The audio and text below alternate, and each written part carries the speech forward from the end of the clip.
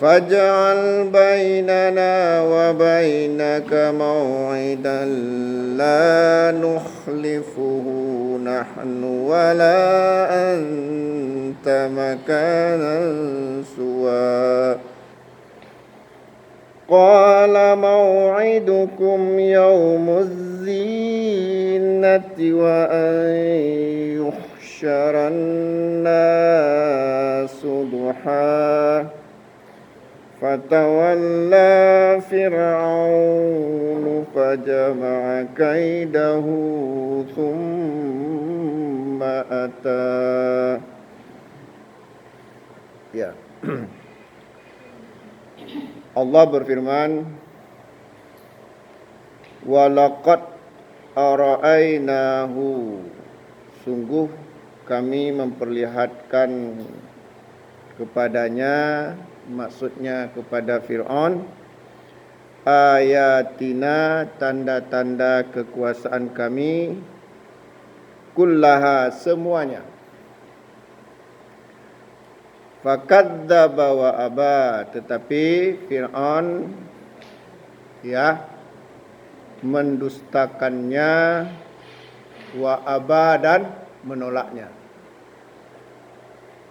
Membangkang ya.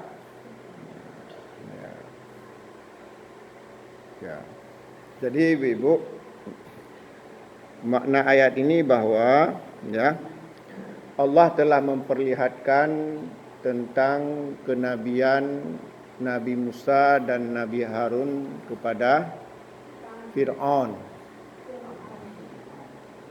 Di antaranya yang paling penting adalah peristiwa adu sihir. Dalam pandangan Fir'aun, mukjizat Nabi Musa itu dianggap sihir. Tapi anehnya para tukang sihir Fir'aun mengetahui bahwa apa yang terjadi pada Musa dengan mukjizatnya itu bukan sihir. Maka dalam hal ini Ibu, ada satu hikmah bahwa yang paling mengetahui sesuatu itu adalah ahlinya. Karena tukang sihir Fir'aun ahli sihir, ketika datang mukjizat yang menyerupai sihir, dia tahu itu bukan sihir, itu mukjizat. Maka dalam hal ini Allah berfirman, fas'ala ahla dzikri fas'alu ahla dzikri in kuntum la ta'lamun. Bertanyalah kepada orang yang berilmu jika kamu tidak mengetahuinya. Ingat, yang paling mengetahui tentang sesuatu itu orang yang berilmu. Sekarang saya tanya, yang paling paham penyakit siapa? Dokter. Ya kan? Tidak mungkin selain dokter. Karena yang paling paham tentang hal-hal yang berhubungan dengan sihir, kemudian bisa membedakan mana sihir dan tidak, itu tukang sihir. Fir'aun tidak tahu, menganggap mukjizat Nabi Musa itu sihir. Sementara tukang sihir Fir'aun, ahli sihir, mengetahui yang datang dari Musa itu bukan sihir. Ketika tongkat Nabi Musa berubah menjadi ular, betul-betul ular. Sementara tali-tali tongkat-tongkatnya tukang sihir Fir'aun itu hanya tipu daya, merubah pandangan Nabi Musa sehingga seolah-olah seperti ular. Nah ini, makanya hati-hati kita jangan suka membantah kepada orang yang kepada ahlinya. Kepada ahlinya enggak boleh kita membantah. Jangan kita bantah dokter, jangan kita bantah ahli ini, ahli itu, sementara kita tidak punya ilmu. Allah juga berfirman, wala taqfu ma laisa laka bihi ilmun. Jangan kamu mengikuti sesuatu yang kamu tidak punya ilmu. Inna sam'a, sesungguhnya pendengaran, wal basara, penglihatan, wal fuad, hati, kullu ulaika anhu mas'ula. Semuanya akan diminta pertanggungjawaban oleh Allah. Ingat Oleh karenanya, ibu-ibu, kita bertanya kepada ahlinya. Demikian juga yang ahli agama itu ya tentu saja orang yang belajar ilmu agama. Nah, kita tanya kepada ahlinya. Jangan kita ya berpikir sendiri, ya, memahami sendiri. Tapi ingat, tidak semua orang yang punya ilmu itu benar. Ya, tidak semua yang punya ilmu itu benar. Ya. Afara'aita man ittakhadha ilahu hawahu wa adallahu ala ilmin. Kata Allah, apakah kalian tidak melihat orang yang menjadikan hawa nafsunya sebagai Tuhannya dan Allah membiarkan ia sesat berdasarkan ilmunya? Ada juga orang sesat karena punya ilmu. Nah, jadi bukan hanya orang bodoh yang bisa sesat, orang punya ilmu juga banyak yang sesat. Kenapa? Nah, karena ilmunya salah. Ilmunya salah. Kan masih ingat ketika saya menjelaskan surat Al-Ahzab 66, 67, 68. Ya, bahwa yauma tuqallabu wujuhum finnar, pada hari ketika muka mereka dibolak-balik dalam api neraka. Yaquluna, mereka mengatakan, ya laitana ata'na Allah wa ata'na rasulah. Ya Allah, langkah baiknya ketika dunia ini hanya mentaati Allah dan Rasulnya, maksudnya Al-Quran dan hadis Nabi. Nah, mereka mengatakan, qalu rabbana inna ata'na sadatana wa kubara'ana fa'adalluna sabila.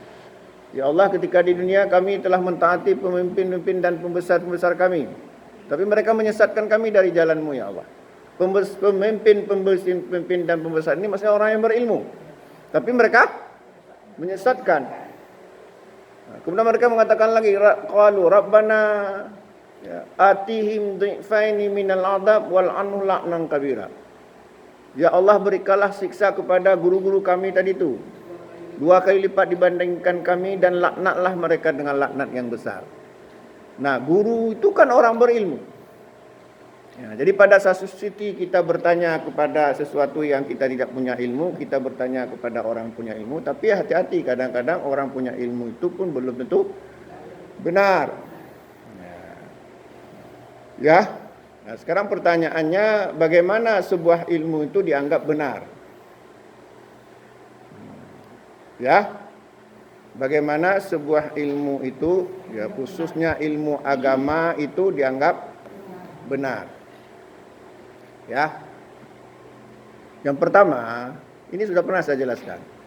Ilmu itu harus, ilmu agama maksudnya, kalau baru dianggap benar, yang pertama ilmu itu harus bersumber dari Al-Quran dan hadis yang sahih. Ya. Atau hasan. Sekurang-kurangnya hasan li ghairi. Jadi enggak boleh bicara agama, bicara orang berilmu tanpa ada dasarnya dari Al-Quran dan hadis. Nah, kalau ada orang bicara tentang agama tapi dasarnya bukan Al-Quran dan hadis, dari nenek moyang misalnya, dari ucapan-ucapan yang tidak jelas, yakinlah ilmu itu tidak benar. Wa idza qila lahum ittabi'u ma anzalallah qalu bal nattabi'u ma alfaina alaihi aba'ana walau kana abahum la yaqiluna syai'a wa la yahtadun, kata Allah. Dan apabila dikatakan kepada mereka, ikutilah apa yang diturunkan oleh Allah, maksudnya Al-Quran, mereka mengatakan, tidak, kami hanya mendapati apa yang kami dapati dari nenek moyang. Allah mengatakan, apakah mereka akan mengikuti nenek moyang, menganggap nenek moyang mereka berilmu, padahal nenek moyang mereka tidak mengetahui apapun. Tidak mengetahui apapun, bahasa lainnya apa? Bodoh kan? Tidak mengetahui apapun dan tidak mendapat petunjuk. Nah, yang kedua, dikatakan ilmu itu benar adalah, ya. Jadi apa yang pertama? Nah, sumber dari Al-Quran, ilmu itu dianggap benar apabila bersumber dari Al-Quran. Yang kedua, ilmu itu dianggap benar apabila dalam memahami Al-Quran dan hadis harus difahami sebagaimana difahami oleh Rasulullah dan para sahabat. Ya, maka perlu kita ilmu tafsir, ilmu hadis, ya, hadis bil maksur. Bagaimana pemahaman ayat dan hadis difahami oleh Rasulullah, para sahabat, tabi'in dan tabi'in. Karena mereka lah orang yang paling paham agama ini. Nabi mengatakan, khairun nasi qarni. Sebaik-baik generasi adalah generasiku. Tsummal ladzina yalunahum, kemudian generasi berikutnya. Generasi sahabat. Tsummal ladzina yalunahum. Kemudian generasi berikutnya. Khairun nasi qarni, kata Nabi. Sebaik-baik generasi adalah generasiku. Maksudnya generasi Rasulullah dan para sahabat. Tsummal ladzina yalunahum, kemudian generasi berikutnya, tabi'in. Tsummal ladzina yalunahum, kemudian tabi'in. Mereka lah yang disebut dengan salafus salih. Ulama-ulama terdahulu yang saleh-saleh. Mereka lah yang paling paham tentang Al-Quran dan hadis. Makanya pada masa salafus salih ini, generasi Rasulullah, sahabat, tabi'in dan tabi'in yang dikatakan ilmu adalah Al-Quran dan hadis, kandungan Al-Quran dan hadis. Baru kemudian pengertian ilmu itu berkembang luas. Awalnya kalau pada masa itu yang dikatakan ilmu adalah kandungan Al-Quran dan hadis. Ya, itu dia. Jadi yang pertama tadi apa? Yang kedua apa tadi? Ilmu itu dianggap benar apabila dalam memahami Al-Quran dan hadis harus difahami sebagaimana difahami Rasulullah dan para sahabat. Yang ketiga, ilmu itu dikatakan benar apabila apabila jika Al-Quran dan hadis bertentangan dengan akal dan fikiran, maka yang didahulukan adalah Al-Quran dan hadis. Jadi kalau ada orang berbicara atas nama ilmu, tetapi ketika terjadi pertentangan antara fikiran dia dengan ayat Al-Quran dan hadis Nabi, lantas dia tinggalkan ayat dan Al-Quran, dia pilih fikirannya, maka ilmu itu ilmu sesat. Ilmu sesat. Itu ingat. Ya. Kalau ada orang bicara ilmu agama, kemudian bertentangan dengan Al-Quran dan hadis, terus kemudian Al-Quran hadis ditinggalkan atau Al-Quran dan hadis ditakwil agar sesuai dengan fikiran dan perasaannya, maka yakinlah ilmu itu sesat. Nah, itu Ibu. Dikatakan benar apabila Al-Quran Yang mana? Ilmu itu dikatakan benar yang ketiga apabila jika ilmu itu bertentangan dengan Al-Quran dan hadis, jika ilmu itu bertentangan dengan Al-Quran dan hadis, maka yang dirubah adalah ilmu. Disesuaikan dengan Al-Quran dan hadis, bukan sebaliknya, bukan Al-Quran dan hadis yang dirubah agar sesuai dengan ilmu. Kalau Al-Quran dan hadis dirubah agar sesuai dengan ilmu, maka ilmu itu pasti sesat. Tapi jika ilmu itu bertentangan dengan Al-Quran dan hadis, yang dirubah adalah ilmu, maka ilmu itu lama-lama akan menjadi benar. Itulah kira-kira 3 hal agar ilmu itu menjadi benar.